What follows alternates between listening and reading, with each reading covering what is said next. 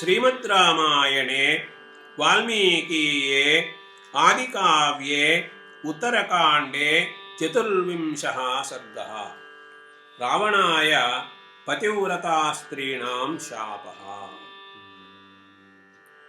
निवर्तमानः संहृष्टः रावणः सुदुरात्मवान् जह्रे पथि नरेन्द्रश्रीदेवगन्धर्वकन्यकाः। दर्शनीयां हि रक्षः सः कन्यां स्त्रीं वाधपश्यति हत्वा बन्धुजनं तस्याः विमाने तां रुरोधः। एवं पन्नगकन्याश्च राक्षसासुरमानुषीः यक्षदानवकन्याश्च विमाने सोऽध्यरोपयत्। ताश्च सर्वाः समं दुःखातु मुमुचुः बाष्पजं जलं तुल्यम् अग्न्यर्चिषां तत्र शोकाग्निभयसम्भवम्। ताभिः सर्वानवद्याभिः नदीभिरिव सागरः आपूरितं विमानं ततो भयशोकासिवाश्रुभिः। नागगन्धर्वकन्याश्च महर्षितनयाश्च याः दैत्यदानवकन्याश्च विमाने शतशोरुदन्।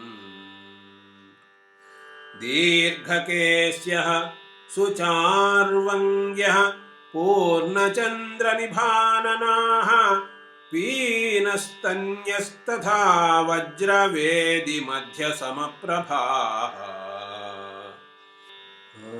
रथकूबरसङ्काशैः श्रोणिदेशैर्मनोहराः स्त्रियः सुराङ्गना प्रख्याः निष्टप्तकनकप्रभाः।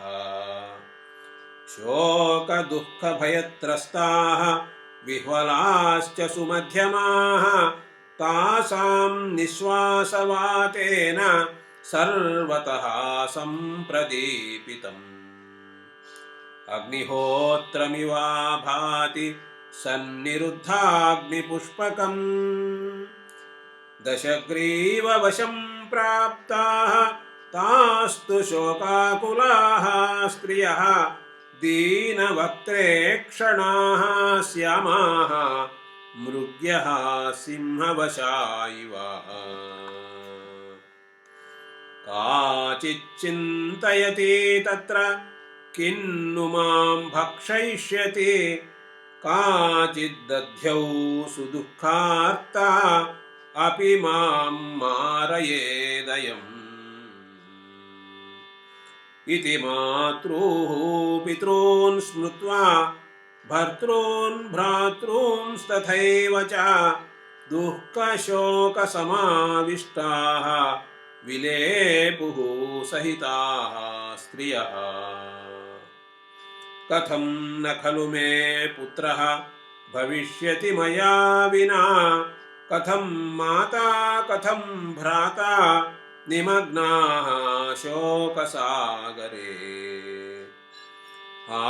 कथं नु करिष्यामि भर्तृस्तस्मादहं विना मृत्यो प्रसादयामि त्वां नय मां दुःखभागिनीम्। किन्नु तद्दुष्कृतं कर्म पुरा देहान्तरे कृतं एवं स्म दुःखिताः सर्वाः पतिताः शोकसागरे।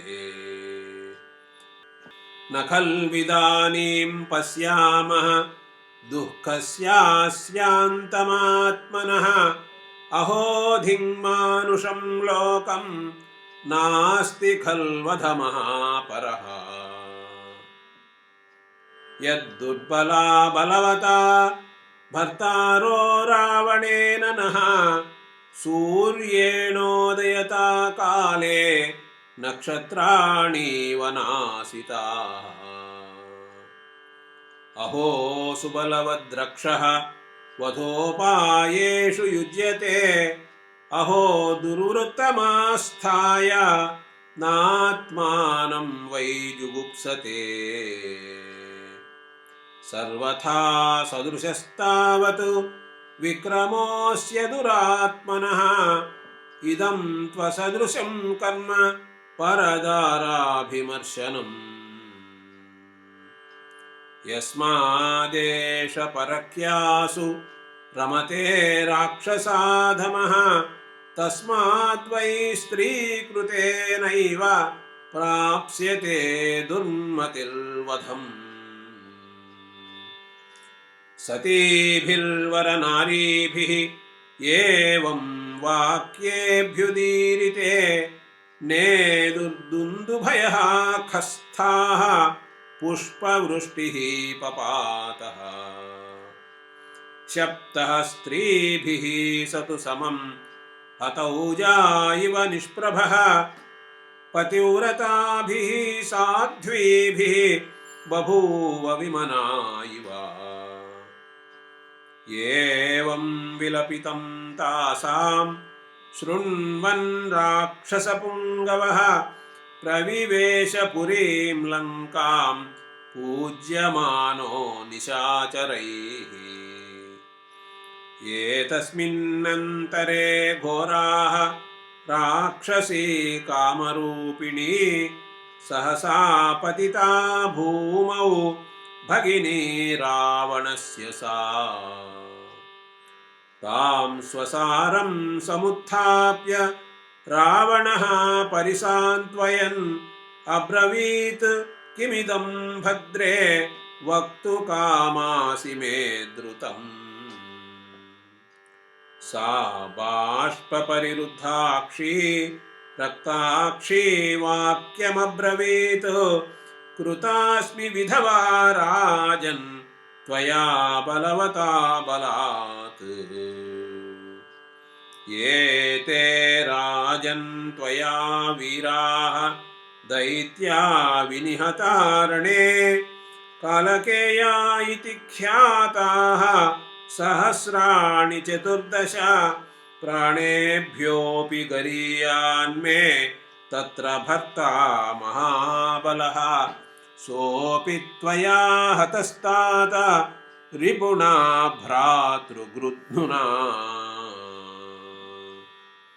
त्वयास्मि निहता राजन् स्वयमेव हि बन्धुना, राजन् वैधव्यशब्दं च भोक्ष्यामि त्वत्कृते ह्यहम्।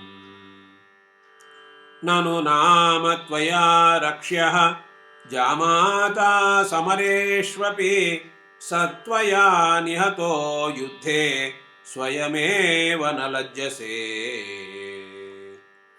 एवमुक्तो दशग्रीवः भगिन्या क्रोशमानया, अब्रवीत् सान्त्वयित्वा तां सामपूर्वमिदं वचः।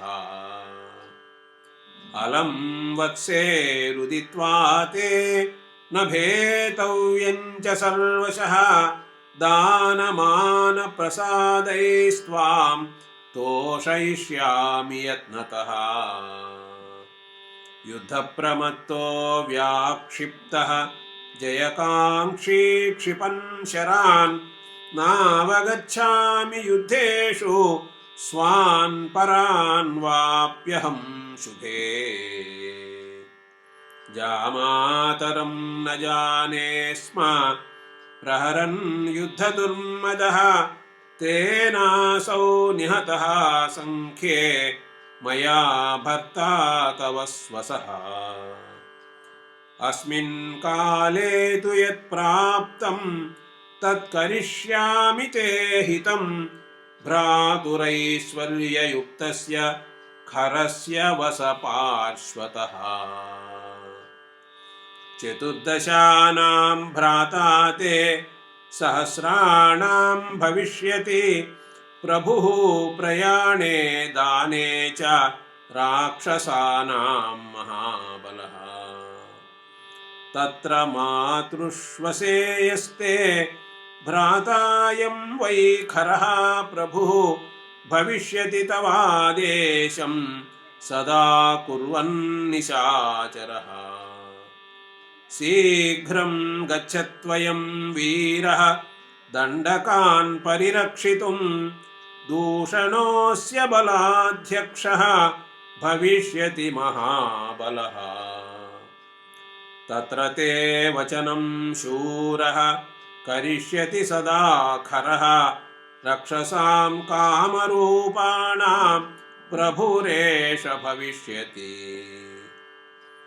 एवमुक्त्वा दशग्रीवः सैन्यम् अस्यादिदेशः 14,000 रक्षसां वीर्यशालिनाम् स तैः परिवृतः सर्वैः राक्षसैर्घोरदर्शनैः आगच्छत खरः शीघ्रं दण्डकान् अकुतो भयः स तत्र कारयामास राज्यं निहतकण्टकं सा च शूर्पणखा तत्र न्यवसद्दण्डकावने